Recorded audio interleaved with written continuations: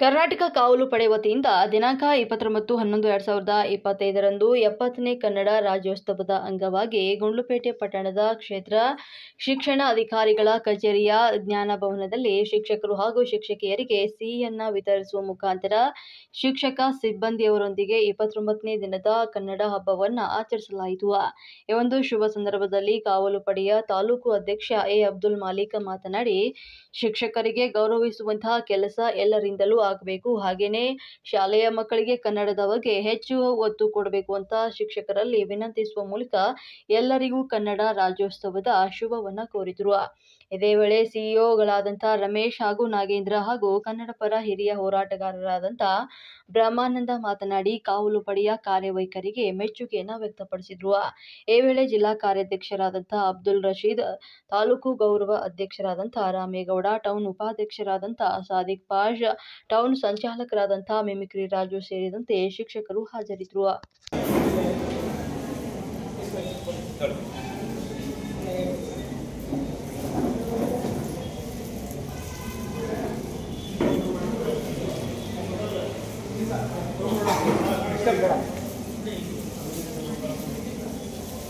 ಎಲ್ಲಾದರೂ ಇರು, ಎಂತಾದರೂ ಇರು, ಎಂದೆಂದಿಗೂ ಈ ಕನ್ನಡವಾಗಿರು, ಕನ್ನಡವೇ ಸತ್ಯ, ಕನ್ನಡವೇ ಸತ್ಯ. ನಮ್ಮ ಕನ್ನಡ ಭಾಷೆಯನ್ನು ನಾವೇ ಶ್ರೀಮಂತಗೊಳಿಸಬೇಕು. ಸಾಕಷ್ಟು ಶ್ರೀಮಂತಗೊಳಿಸಿದ್ದಾರೆ ಕವಿಗಳು, ಸುಧಾರಕರು, ಸಮಾಜ ಸುಧಾರಕರು ಎಲ್ಲರೂ ಕೂಡ ಈ ಒಂದು ಕನ್ನಡಿನಲ್ಲಿ ಜನಿಸಿದ್ದಾರೆ. ಸೊ ಹಾಗಾಗಿ ರಾಮಾಯಣದಂತಹ ದೊಡ್ಡ ಒಂದು ಗ್ರಂಥ ಇರ್ತಕ್ಕಂಥದ್ದು ನಮ್ಮ ಕನ್ನಡದಲ್ಲಿ.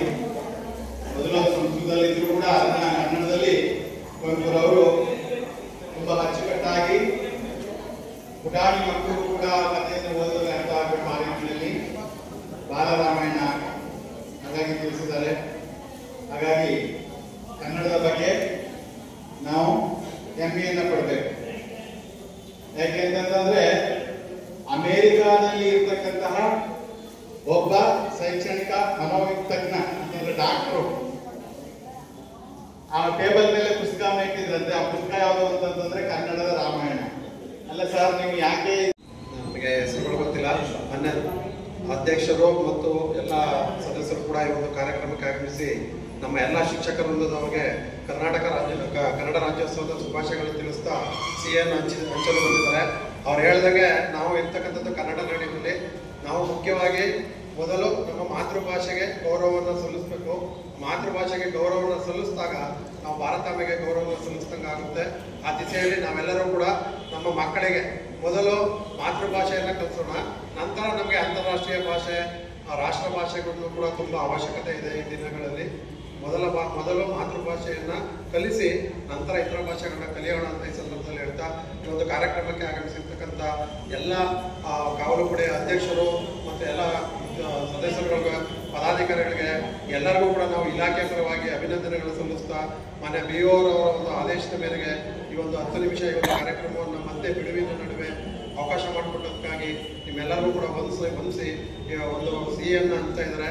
ತಾವೆಲ್ಲ ಪಡ್ಕೊಂಡು ಎಂದಿನಂತೆ ತರಬೇತಿಯಲ್ಲಿ ಭಾಗವಹಿಸಬೇಕು ಅಂತ ಈ ಸಂದರ್ಭದಲ್ಲಿ ನಾವು ಕೇಳ್ಕೊತಾ ಇದ್ದೀವಿ.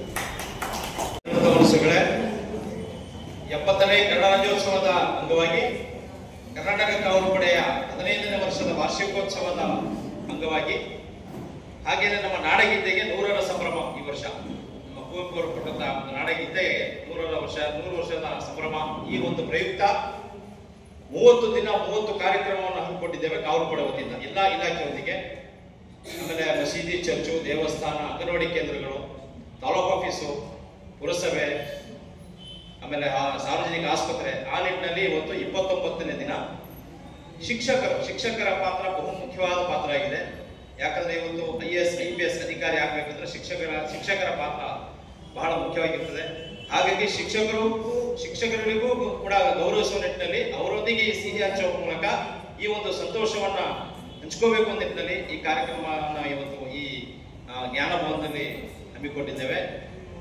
ವಿಶೇಷ ಏನಪ್ಪಾ ಅಂದ್ರೆ ಕನ್ನಡಕ್ಕೆ ಅತಿ ಹೆಚ್ಚು ಒತ್ತು ಕೊಡಬೇಕು ಅನ್ನೋದು, ಮಕ್ಕಳಲ್ಲಿ ಅರಿವು ಮೂಡಿಸಬೇಕು ಶಿಕ್ಷಕರು ಅಂತ ನನ್ನ ಮನವಿ ಮಾಡ್ತಾ, ಎಲ್ಲೇ ಇರಿ, ಹೇಗೆ ಇರಿ, ಎಂದೆಂದಿಗೂ ಕನ್ನಡವಾಗಿ ಹೇಳ್ತಾ ಸಿರಿಗನ್ನಡಂ ಗೆಲ್ಗೆ ಸಿರಿಗನ್ನಡ ಪಾಲ್ಗೆ ಎಲ್ಲರಿಗೂ ಶುಭವಾಗಲಿ. ಧನ್ಯವಾದಗಳು.